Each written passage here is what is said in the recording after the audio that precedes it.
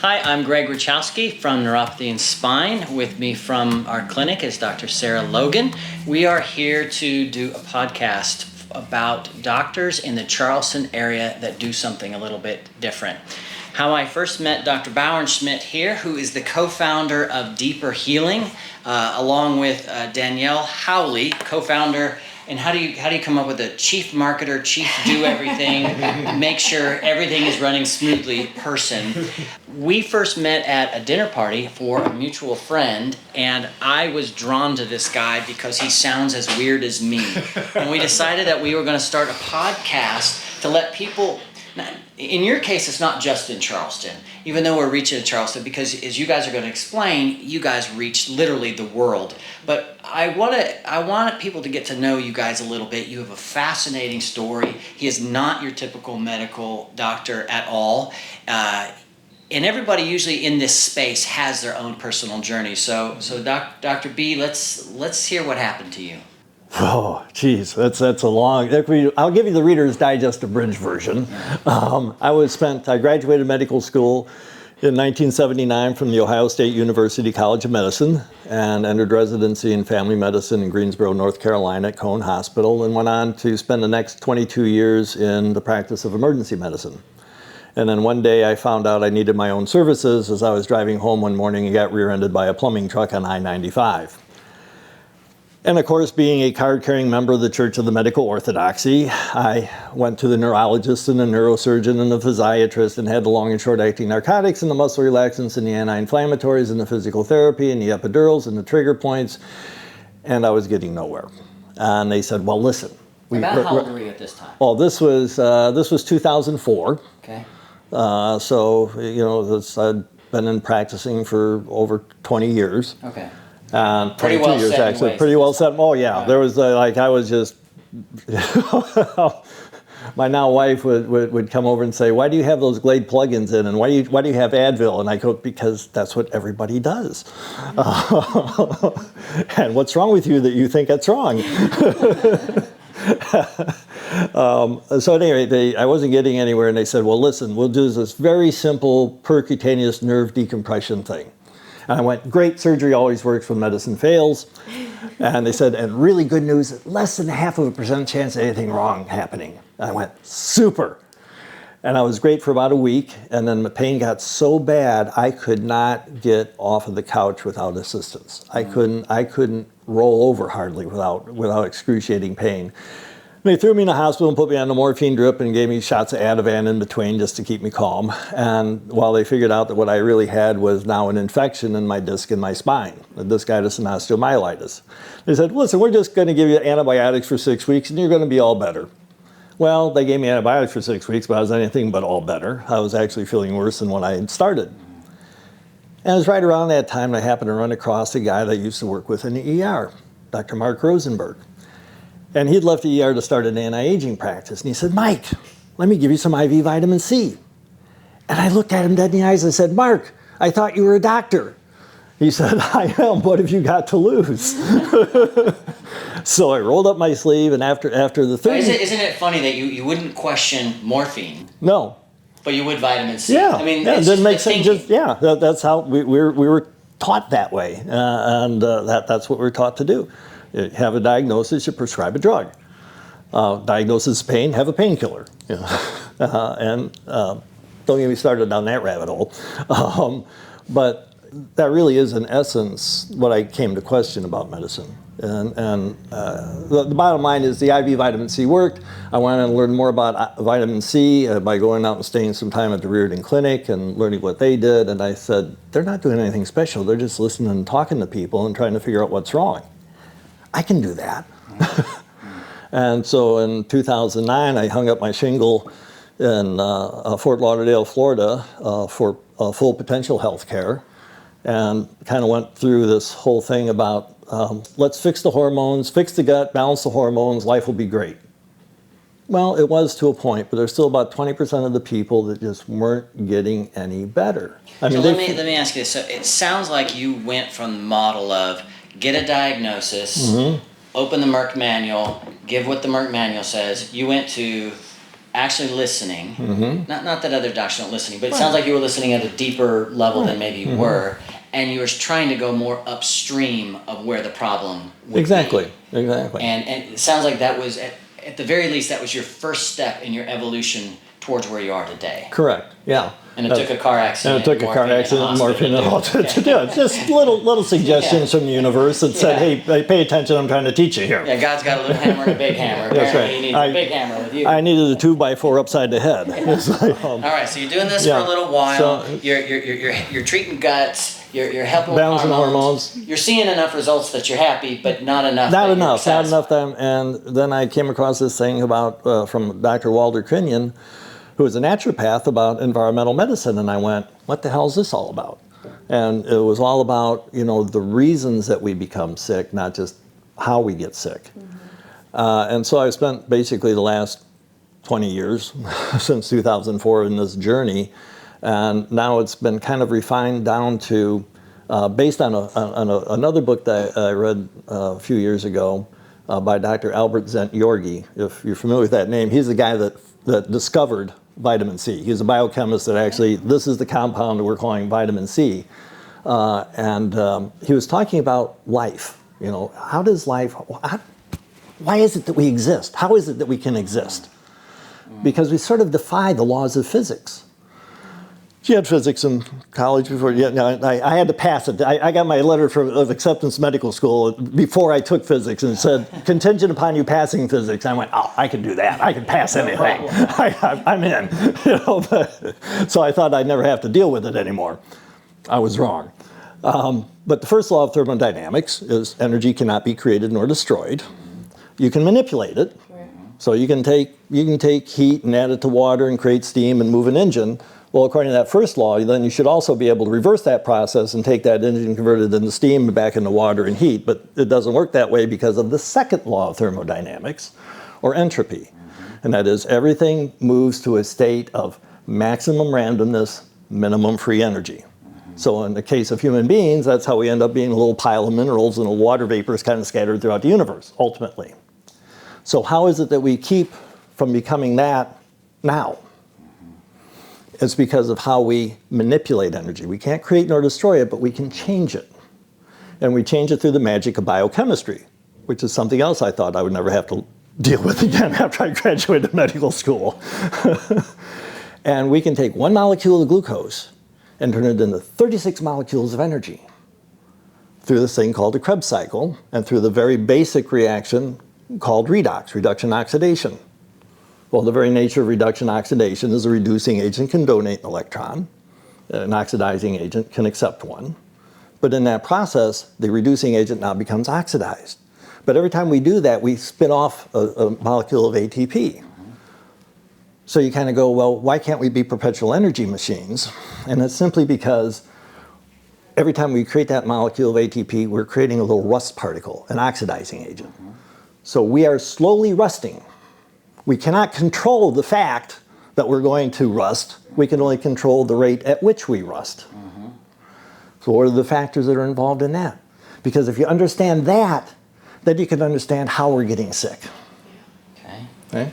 Just a flashback of biology class, drawing the Krebs cycle. Yeah, it's scary, isn't it? Yeah, I got a little sympathetic reaction. It's oh gosh, we're going down this again. Imagine the audience. Yeah. And what's even scarier is, at Ohio State, when I was in medical school, they decided they needed more doctors in the state, and so the legislature said, if you want to remain funded, you got to give us more doctors. So instead of just expanding the size of the class, they turned a 4-year curriculum into a 3-year curriculum. And so summers were gone. I didn't have any summer vacations. So I had 16 months of basic sciences and then 19 months of clinics, 1 month of which I could use to interview for residency. But the bottom line is biochemistry didn't have room in there, so we just had to do that as independent study in that first 16 months. Well, the problem Ohio had was they couldn't keep anyone in Ohio. They're all down here. That's right. We're not stupid. It's a Yankee invasion into Charleston. That's right. Although everyone loves the Ohio people. So at any rate, you're on this path. Yeah. You're fixing guts. You're helping hormones. and you read this book. What was the name of the book? The guy Living. Living. Yeah. And it sounds like to me, because that reminds me of chiropractic, is the foundation of chiropractic is there's life within the body, and life works with the body. It sounds like what you're saying to me is you discovered there's this another part that can go wrong. Yeah, the very thing that's keeping us alive, that whole redox equation and the Krebs cycle and oxidative phosphorylation, all that thing that's keeping us alive is also the blueprint of why we can't live forever. Yes. As a matter of fact, you asked me that at the party, and you said, well, why don't we live forever? And I knew this wasn't your answer. I wanted to say, because Adam and Eve ate the apple. But it wasn't the answer you were looking for. Entropy. Yeah, this entropy, yeah. And so, the factors that work for me in trying to determine the rate at which we rust come down to the deep. The diet, the emotion, the environment, the physical. The diet, why? Diet's where we get our reducing agents coming in from. If we got terrible fuel, we're going to have crummy exhaust. And is it easier than ever to eat terrible fuel? I mean, when you look at the diets today, because we deal with this all the time. Yeah. It's Just insane. pull up Uber Eats. What do you guys want? You can eat well if you know how, because it's available. But it's not necessarily cheap, It's not. and nor is it necessarily easily available. No, it's not. And there's a lot of trickery in the marketing. Right? Yeah. When you think I'm going to eat, it's vitamin fortified. Yeah. It's Yeah, yeah. real fruit. Wonder Bread helps build strong bodies 12 ways. It may lower your cholesterol. Yeah, it may. What they don't tell you is that in the process of helping you build strong bodies 12 ways, they took out 86 ways you could have been healthier to begin with. Yes. If they just would have left the stuff alone, the basic products alone. You know, in this generation, a little side tangent is the generation that grew up with that on the low-fat diets and the margarine and the Crisco and the. I can't believe it's not butter. And thinking those were healthy. I mean, there's a lot of unlearning. But I want to go back to your story. It was better living through chemistry. That's literally how we're here. They're burning bras and eating Crisco. It's literally that. Plastic food and better living from chemistry. Well, that's why people ask me, how do I start my diet? I say, get rid of the 3 Ps, processed, packaged, preserved. Start there. Go with whole, fresh fruits and vegetables if you can, grass-fed beef, wild-caught fish. Start there. We'll worry about the rest later. But it's like, I get started on the diet, we'd spend another hour and a half on and diet. We're going to need to. Yeah. I want to go back to it. You read this book, you start asking more questions. You said, I want to step into this next thing. Right. So then you started working with, ultimately you end up at environmental medicine, which, by the way, what is environmental medicine? Well, that's actually the second E in deeper. Okay. The first thing being the diet, and if you got crummy fuel, you're going to rust quicker. The second thing is E, emotion. The first E is emotion, because the more you're pulling the fire alarm in the brain, the more you're activating your fight or flight. Well, if you activate fight or flight, you can't be in rest and digest. You only have so much energy that can be created out of that one molecule of glucose, even under optimum conditions in a perfect diet. And if that energy is all diverted into staying alive for the next few minutes, guess what gets put on the back burner? Your hormones, your digestion, reproduction, and healing, your ability to heal. Your body doesn't care about healing; it's worried about getting wounded. So all these things get put on the back burner, and these are the areas that you see afflicted most often coming in here: is the hormones, the immune system, and the autonomic nervous system. And stress plays a major part in Stress plays a huge part in that. You're trying to say there's a lot of us that are stressed. No, not a lot of it. All of us, one degree or another, we're all carrying around a certain amount of stress, and how we deal with it becomes very important. And it's really a big barrier to healing that I find here. People come in here with trauma loops just from being sick for so long. I mean, and you know what I find interesting about your perspective on this is it's easy to look at somebody with a lot of stress and just blow them off and just go, well, it's your stress, and rather than try to help them walk through what it takes to deal with that to get healthy. And these are some of the tools that I've got a few tools in my toolbox we use around here that are helpful. But one of my favorites is most everybody's familiar with the Serenity Prayer, and I said, and I kind of like, well, here's my version. God grant me the serenity to accept the things I cannot change, which is anything I see if I look out the window, the courage to change the things I can, anything I see if I look in the mirror, and the wisdom to know the difference whether I'm looking out the window or in the mirror. You know, I can't control the weather. I can only control my response to the weather. And if I'm trying to control things I can't, I'm pulling the fire alarm. You do that, you're rusting quicker. It's just as simple as that. Sounds like you'd be a good marriage counselor too. But then getting to the environmental part, Okay. that's the second E. You know, when I was growing up, you know, we basically had to worry about heavy metals. You know, I had mercurochrome and merthiolate, you know, being rubbed on my wounds from going scraping my knee when I was a kid. What color lead do you want your house Painted, exactly. Drinking out of the water hose, you know, that sort of stuff. Interestingly enough, Teflon first was used the year I was born, 1954. That was the first time Teflon, and then it wasn't until the 60s, I was well into grade school, not well into grade school, I was in grade school, when the movie The Graduate came out. If you remember The Graduate, about Hello, Mrs. Robinson, and Dustin Hoffman was a young kid, college graduate, and at the graduation party, he's got this friend of his father's or friend of son, this older guy come by and he goes, "Let me tell you one word, remember this one thing, plastics," you know. That was the huge boom in the 60s, and it was just everything started becoming the better living through chemistry. DuPont was that was their motto, and that was actually designed for the Teflon. So then I had metals to worry about. Well, then it became metals and chemicals. Then in the 70s, when they start building the homes very airtight and energy efficient because of the OPEC oil crisis, then it became metals, chemicals, and mold. Now we have metals, chemicals, mold, air pollution. The particulate matter is highly inflammatory, and the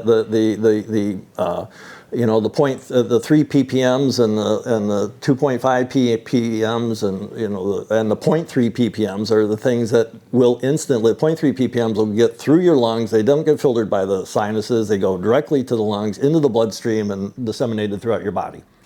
I grew up with horrible allergies. That's what got me kind of into chiropractic.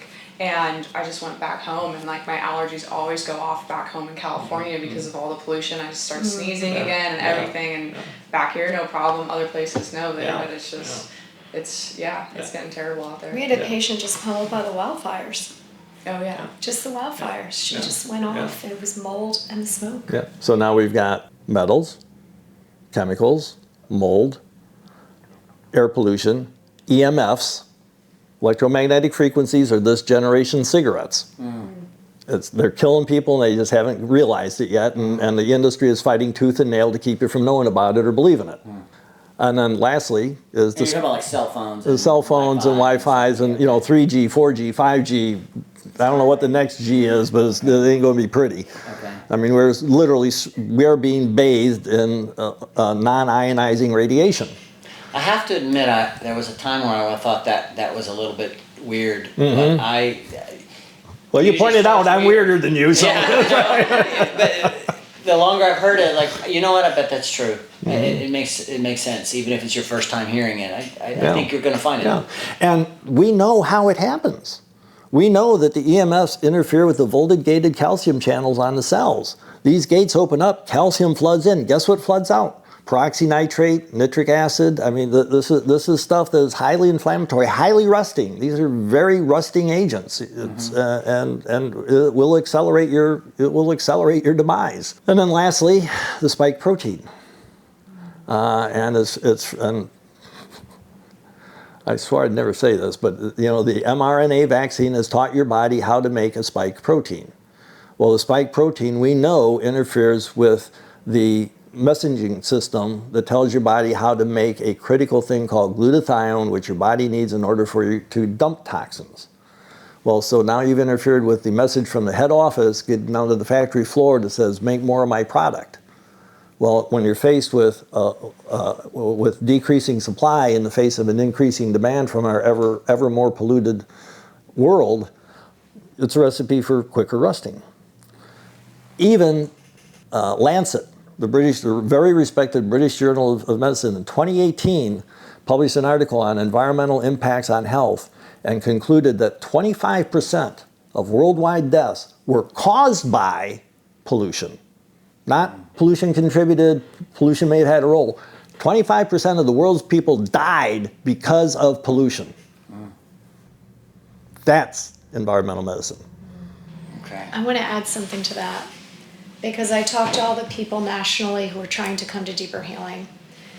And one thing that we often talk about, I'll say, they'll say, why is this happening? Or we see a lot of children now. Sickest generation we've ever had. Oh, yeah. Every disease category across the board. You can say cancer, heart disease, obesity, diabetes, but also autism, neurodivergent children. I mean, you could go on childhood cancers. You could pick like any disease category. They're all on a ramp up. That's not genes. Mm-mm. That's not genes, right? Because that doesn't happen in one generation. So then what is it? It's the environment. Mm-hmm. And that's what no one's looking at. And that's what Dr. B says all the time. We got to turn the stone over. That's the cause. When you say that to someone just as they'll say, oh my God, that's so obvious. It's so obvious. But we're spending so much time looking at our genetic markers and not even looking at our Glade plugins and our Teflon pans and the mold in our bathroom, just as like something simple. And when you say environment, to make sure I'm understanding it, do you mean food is in that category as you just listed? Oh, yeah. Because it's what's going into, anything going into your body is from the environment. Is that? The food you eat, the water you drink, the air you breathe. Okay. I mean, it's all there. And to Danielle's point, in environmental medicine, the saying goes, genetics points the gun, environment pulls the trigger. Makes sense. If all your genes, what genes get flipped on, not all your genes are on all the time. If they were, you'd implode. Yeah. I mean, it's like, go left, go right, go up, go down. What do I do? I feel like we hear that excuse all the time. It's like, well, it's genetic. Like, my dad had diabetes or this. And it's like, well, they did because of their lifestyles and how they chose. And so few people, I think, understand the power of epigenetics. And, it really is just that nature versus nurture. And you have the power to turn certain things on and express them. No one's really been taught how to do that. I always say to people, if you're seeing your doctor and you say to them, why is this happening to me? Why is this chronic illness happening to me? Whether you say cancer, whatever, pick the thing. I'll take my husband's, take Epstein-Barr. Why do I have Epstein-Barr? And they say, I have no idea. You're probably not on the right road. Yeah, it's there is a reason, and this is why I love Dr. Yorgi. It's just he provided an understanding of the framework, because if you want to know why your engine broke, it's helpful to know if you understand how the engine worked to begin with. And if you don't understand that, you're never going to come up with an answer for why it broke or what you're going to do about it to keep it from breaking even more. My guess is, as you get people's bodies untoxified, if that's a term, get them working better, they have things get better that maybe they didn't even come to you with. Oh my gosh. They have no idea. Yeah, they had no idea. And because we haven't even hit the P yet of deep, is the physical. Okay. The physical is where you're dealing with things like your parasite burden, your dental health. What else has already gone wrong with you? Do you have implants of one form, even hip replacement, breast implants, fillers, there's all kinds of stuff that's going on physically. Are your hormones balanced? People kind of go, well, hormones cause cancer, and I'm going, bullshit. Sorry, calling that one. There's, with men and testosterone, multiple studies, some involving over 20,000 men from the VA, that shows there is absolutely no connection between testosterone replacement and cancer. Meaning supplementing testosterone does not cause cancer. Correct. Okay. Correct. You think about how many 18-year-olds do you have walking around with prostate cancer? Yeah. None. When you start getting it, you get it when you get older, when you don't have it. Yeah. The same thing with women and breast cancer. Estrogens do not cause cancer. There's a whole book, Estrogen Matters, is written all about it. It goes through every study that ever tried to make a case that estrogen caused cancer, and it doesn't.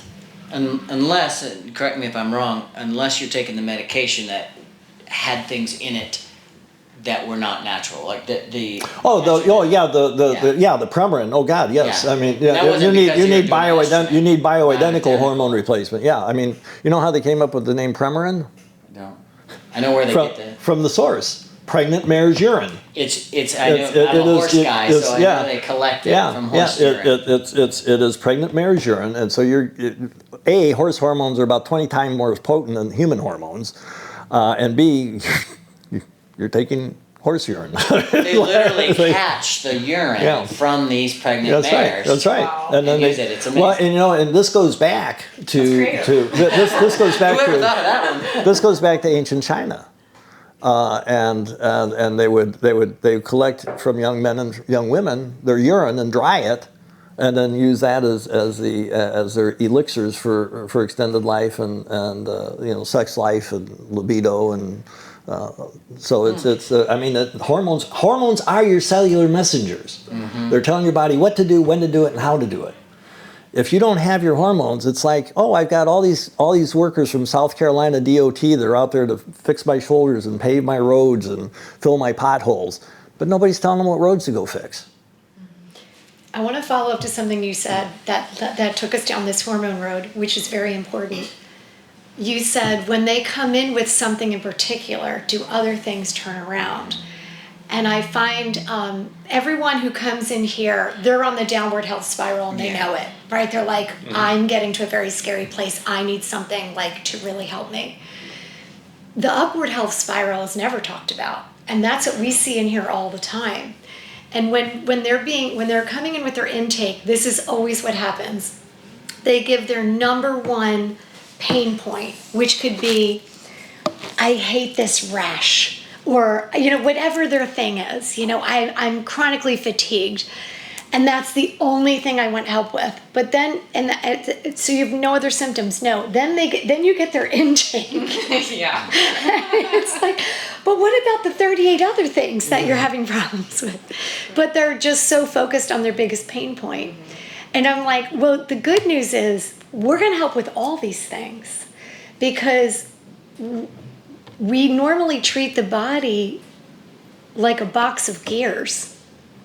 So when you go see your regular GP and he says, oh, you need to see the dermatologist for that rash, or the thyroid doc for, your thyroid, or they're all working together. And unless, the doctors here always say, if you're not looking at the whole entire system, you're missing it all. I used to feel like that with when they taught us anatomy with school. I'm like, well, why did they start with this or that? And sometimes they'd separate anatomy and physiology. And looking back at it, it's so hard because it's so integrated. How can you talk about the nervous system without talking about the endocrine system, about the circulatory, and to try and break it down into those separate parts just to test it is really difficult because of that. It is so integrated, and you can't separate it. We're talking about form and function, and form. It sort of dictates function. You can't get an electric mixer to play a phonograph record, but also function is going to impact, how form, because we are malleable. We can change. As our body can remodel a broken bone. So there is what we're requiring of our body. If you lift a lot of weight, you can have big muscles. It's just that sort of thing. So function will dictate form to a degree, but form will limit your ability to function, which is why we're sort of focused at, the deep with the 4 reasons, and then the ER is eliminate and rebuild. And so but the bottom line is the 2 basic rules around here are very simple. 1, the diagnosis is not the disease.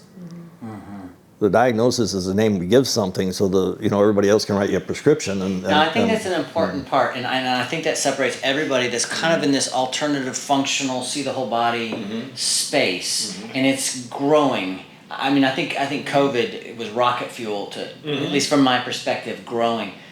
What do you mean by that? Explain that a little bit. The diagnosis is not, what did you say? Is not the disease. The diagnosis is not the disease. Yeah, the diagnosis is a name we give to this process that we see happening before us that enables us to write you a prescription and this is like,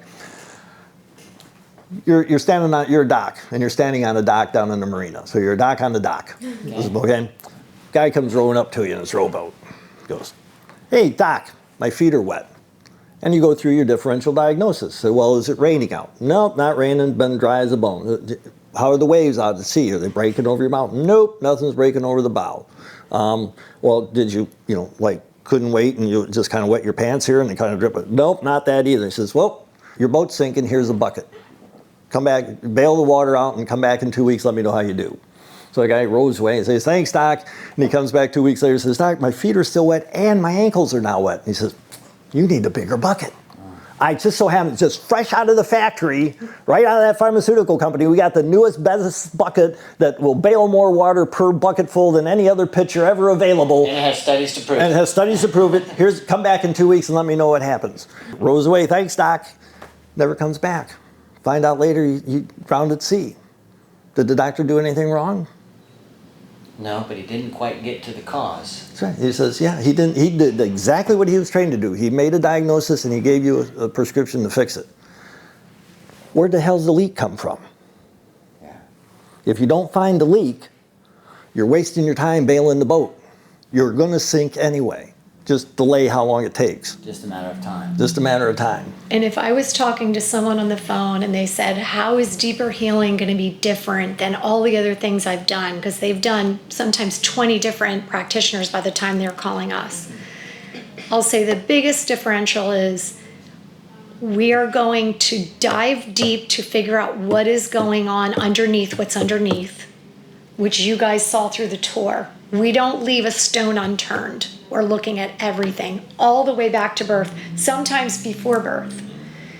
The second thing that we're doing is, if I could take it down to simplistic, we pull down the bad, we push up the good. The good is whatever you're deficient in. There's no everybody gets on anything. And we let the body recover itself. And when you start to see that upward health spiral start, like you'll see when someone's starting to make the turn, and all of a sudden everything starts getting better. Like the rash is going away, but I didn't even know I was napping every day, or I had this headache every Wednesday, or whatever. All the things start improving. Then you know, okay, now we're in it. Now we're in that upward health spiral. You can start to see it's totally contagious. It's really cool. And exciting. Mm-hmm. It's exciting for the staff. It's exciting for the patient. We celebrate those wins, and that's how we've grown. We've grown just from people leaving here excited. They're like, oh my gosh, I have to tell my people. You actually feel that when you come in, and not to put any hospital or any typical, but when you typically go into those type of places, they have a certain smell, they have a certain feel. It's not a place that I personally get excited to go to. I'm grateful for them, but when you come here, when we drove up, we saw you and your staff were all sitting eating lunch together outside. Funny, yeah. And I thought, I bet that's a staff that gets along well. And then we came in, they're upbeat. The patients that I saw are upbeat, even though some of them look like they're wheeled in here. They're quite sick. Yeah, they've been beat. But they're coming in, and that has to play a part in healing as well. It's funny, they're very nervous. The people who travel in, they're taking a plane, they're going to a lot of effort and expense to figure out how to come here for an intensive. And when they come in, they're very nervous. They're very nervous. And you can literally see by Wednesday, they'll come in Monday morning. By Wednesday, they're like so relaxed. They're just so relaxed because they finally are like, they got me. Like, I'm not my own case manager anymore. There's someone who's actually going to figure this out, and they're going to show me the way, and I don't have to be so freaked out. And that's actually part of reversing the cycle. Mm-hmm. We were stalking your guys' website and social medias and stuff like that, and watched a video of you, Dr. Bauerschmidt, about talking about, I'm going to say it wrong, but about how hope is like, that's where the healing starts. And I think that's something that we really resonate with as well, is that, just the power of the mind and that changing that mindset. That I'd love for you to expand on that a little bit more. Well, it really is. I mean, people are they're physically beat up, they're emotionally beat up, they're spiritually, kind of like I feel like one of God's chosen, and I wish he'd go pick on somebody else for a while. And just being able to show them that they can begin to heal, that they can feel better, that there is that light at the end of the tunnel, is just not another train coming to run them over. I mean, that's what they leave with. They also leave with a plan about what to do once they go home, because going back to something Danielle said earlier, we look at all the things, which is the second rule here. If the first rule is the diagnosis is not the disease, the second rule, it's always about everything. People ask me, well, was it the emotional trauma? Was it the was it the herpes virus I contracted? Was it the Epstein-Barr? Was it? My answer is always yes. It was about the food you're eating. It was about the emotional stressors. It is about your environmental exposures. It is about the fact you've ignored your dental health, or the moldy dorm rooms, or It is always about everything. And there is something that's going to be most important that needs to be tackled first. But that doesn't mean once we fix that, everything's going to be all unicorns and rainbows. It's not, because the ultimate thing is none of us is getting out of here alive. I've been working like hell to find out how to do it, but I haven't figured that part out yet. But ultimately, what you guys are trying to do, and I don't remember Peter Atera, I think is one I first heard say this, health span and lifespan.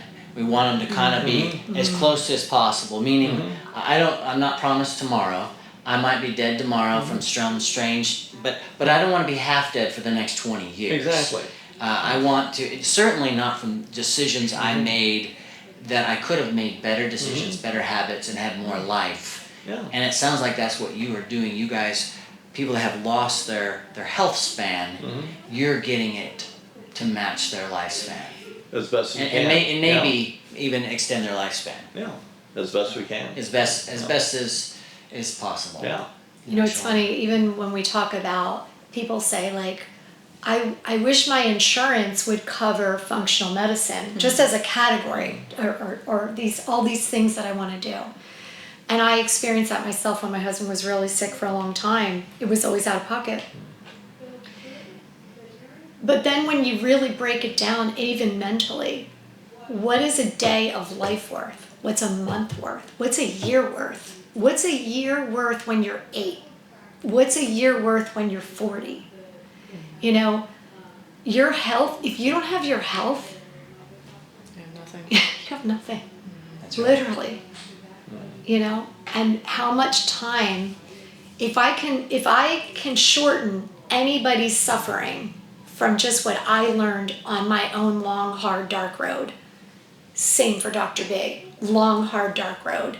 Same with all the staff. The reason why the staff is amazing is they've all been there too. Everyone has, there was a path that got them to here. And that's why we make an environment of love and healing, because we've been them. We know what that's like, and your health is priceless. Yeah. And I don't want to, in all this, I don't want to say that everything that allopathic or Western medicine does is wrong. I mean, if I have a heart attack, a stroke, or a car accident, you better do not bring me here. Take me down to the ER, please. But beyond that, on the one side is you really have to be aware of the reasons that you're sick, and not just what you are sick from, and what do you need to do about it. And sometimes you need the big boy medicine. Yeah. But on the other hand, also, I get frustrated with some of my colleagues in this arena that just kind of use supplements instead of drugs and think they're doing the world a favor.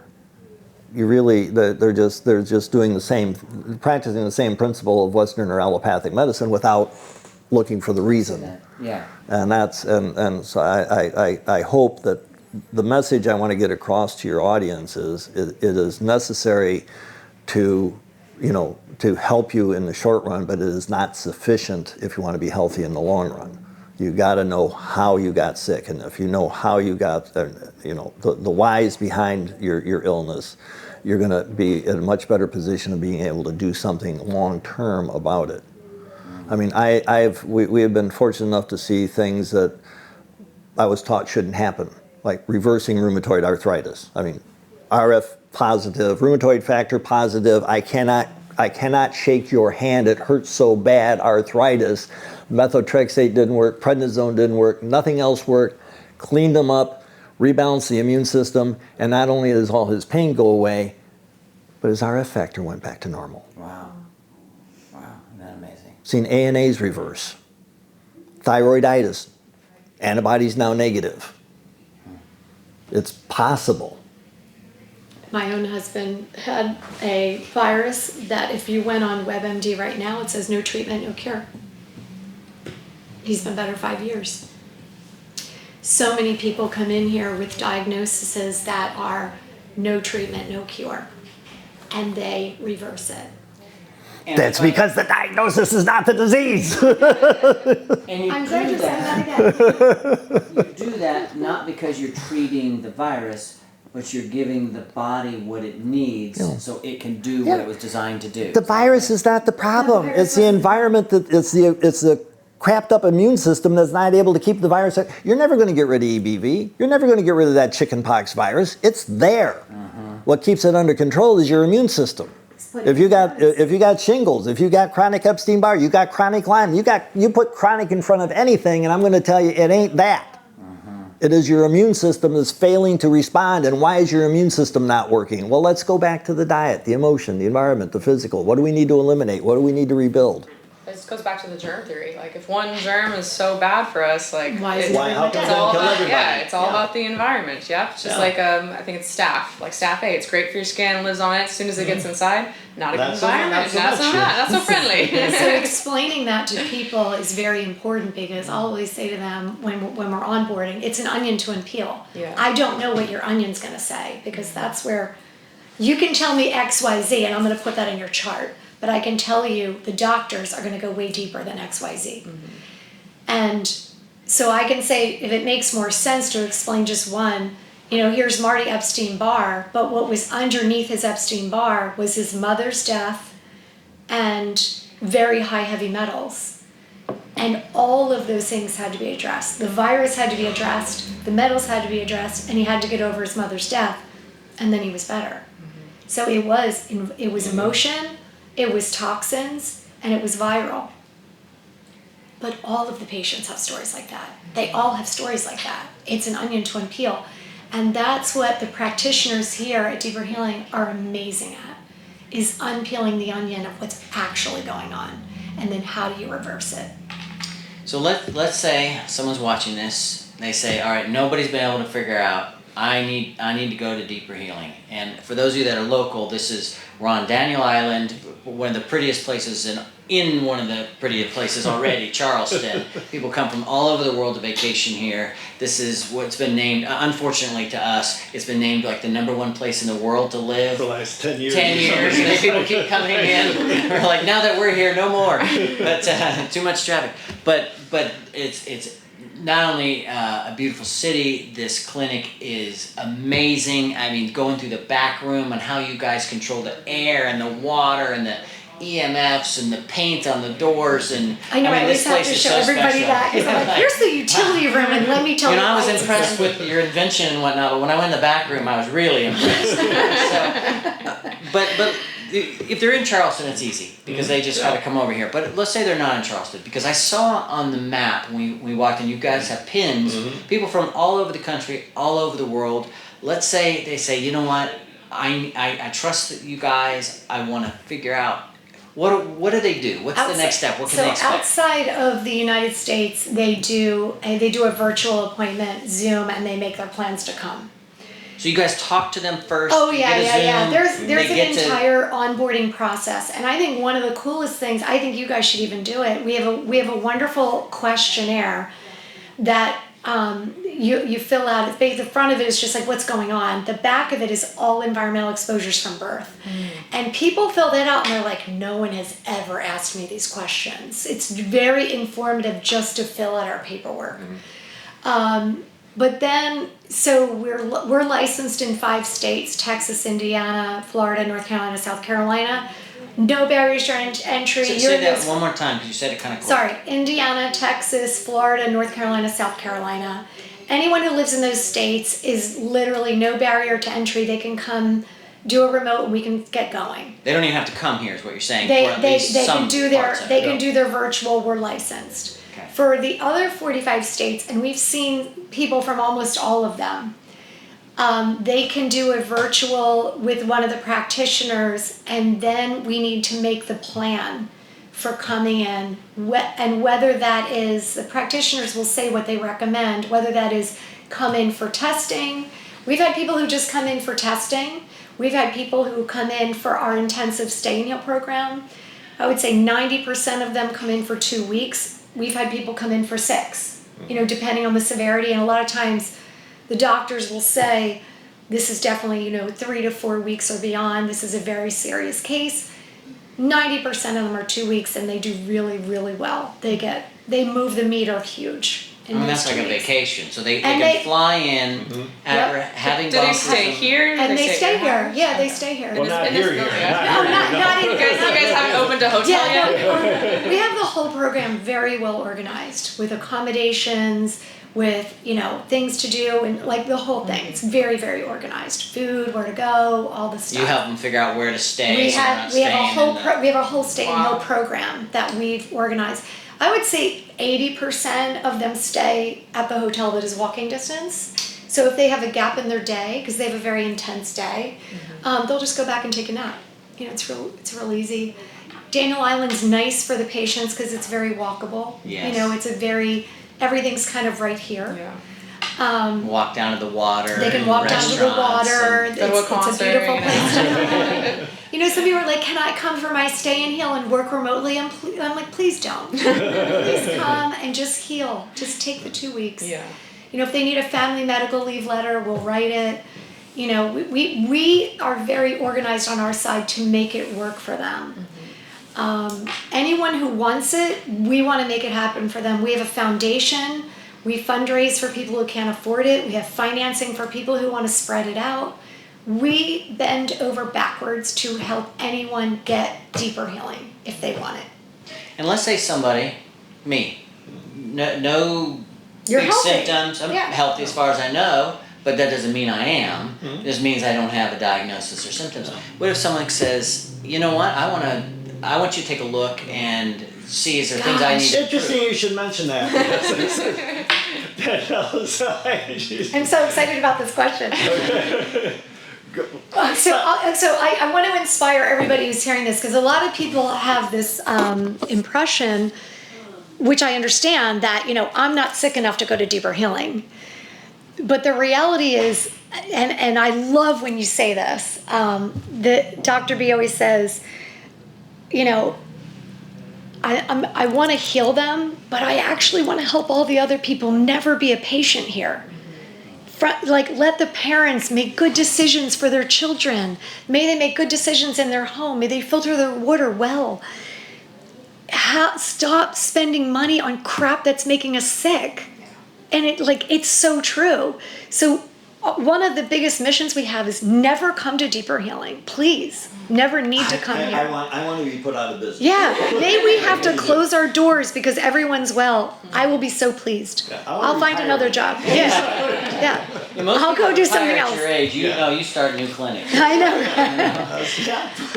So there is a place for But somebody. one of the things I want to inspire the new Greg program, is, the new program is designed. So one of the with you in things, mind. and so I'm a wellness person. Obviously you are too, right?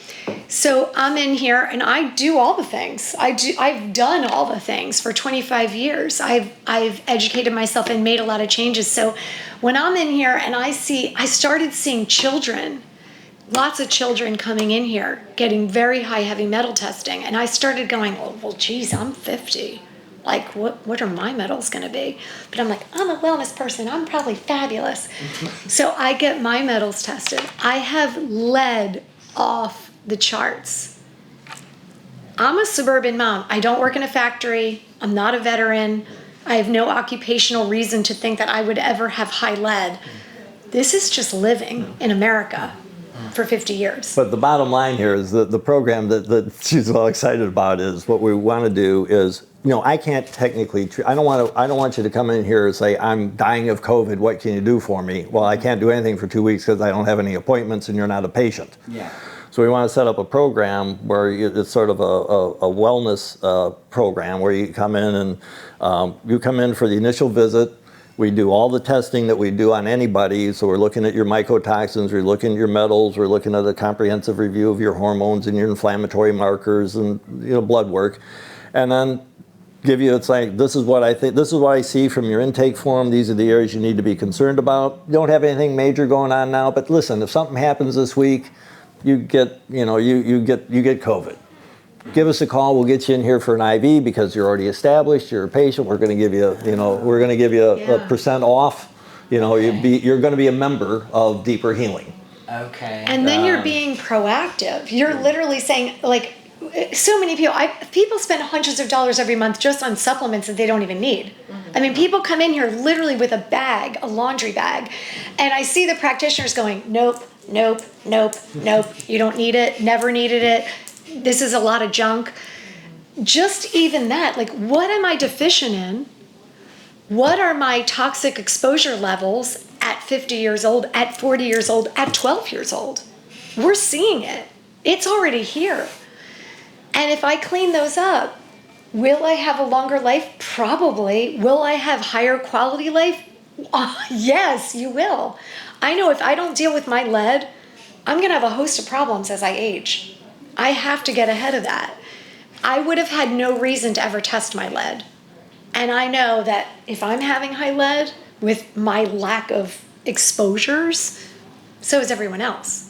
So is everyone else. I'll see TikTok guys like, if you're not looking at your medals and you're 50, you're missing it. I'm like, he's right. He's right. I have a brother right now that's got pancreatic cancer. I had mentioned it to you, and they think it's from toxins. He's a firefighter, and dealing with some of the chemicals. He was on an engine, and I wonder, because he's healthy, he was strong. Cancer didn't just show up one day; it had been brewing. Yeah. I wonder, had he gone through a program like that, you found things in his environment, in his body that wasn't working right. Could he have avoided that? Quite possibly, yeah. I mean, there's firefighters particularly. Most states, if you're a firefighter, you're retired, and you have a heart attack, they still consider it a workers' comp injury because of the exposures. I mean, even the American Heart Association recognizes that arsenic, cadmium, and lead all are associated with increased incidence of heart disease and stroke. But they won't qualify. They won't say chelation's okay, but they'll say yes, these metals are bad. But they won't say getting rid of the metals is good. When they come up with a drug for it, they might. No, they will. Definitely, they will. Then, yeah.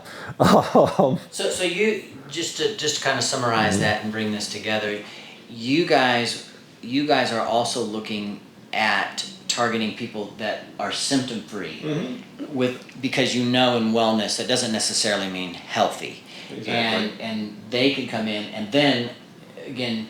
They have access to you. Right. Because you've been through the program, you're set, you're sick. I've had shingles. I wish I knew you at the time. Yeah. Our UVB ozone is a game changer for anyone with shingles. I could have called you guys and said, I'm having a flare-up. Get in here, sit in the chair, we'll take care of it for you. It would be gone. And it would be gone. I couldn't wear a shirt for like a week. And it's a horrible treatment and it's painful. Yeah. It was quite painful.